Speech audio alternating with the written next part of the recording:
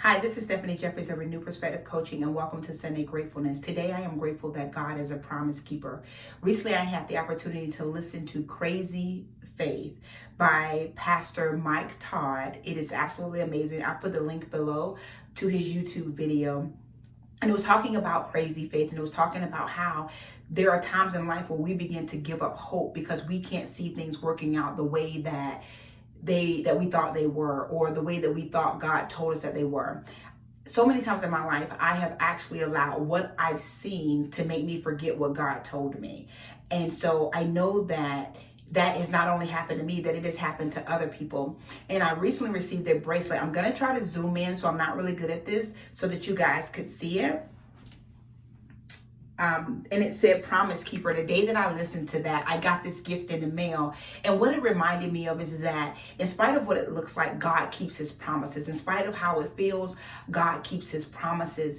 And life will make you forget the things that God told you. Life will make you forget what your purpose is. Life will make you forget that you are blessed beyond measure. Life will make you forget that you are meant to be a lender and not a borrower. And I know that all our lives don't feel that way right now, but that is the thing about it. God keeps his promises.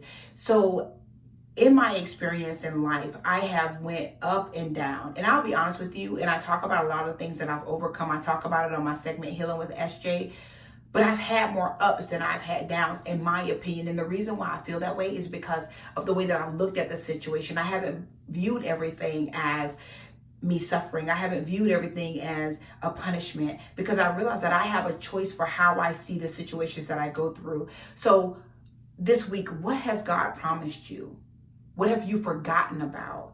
What did you believe God for, and life made you stop believing? One of the things that became very relevant to me when I was watching Pastor Mike Todd in that video is that I stopped hoping for children.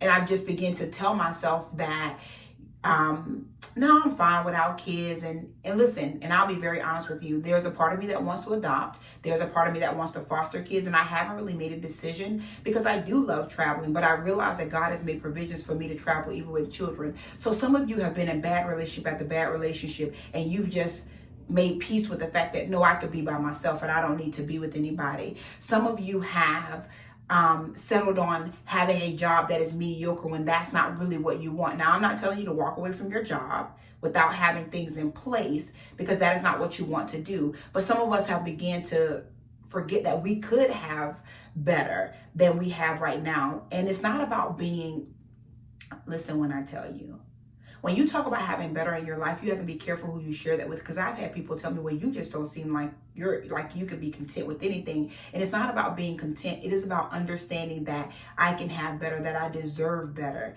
that that I could have anything that I dreamed that I could have, but I have to be able to put the work behind it. So God does keep his promises. And that is what I want to remind you of this week, that God is a promise keeper.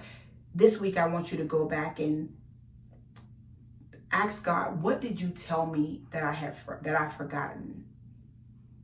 What have I allowed life to deter me from? What have I decided that I could do without, but at a time I really, really, really wanted it, and I believed you for it, and I trusted you for it, because God does keep his promises. And the thing that I'm learning is, does not happen on my time, but it does happen on God's timing. Be blessed. You guys be blessed and have a great day. Thank you.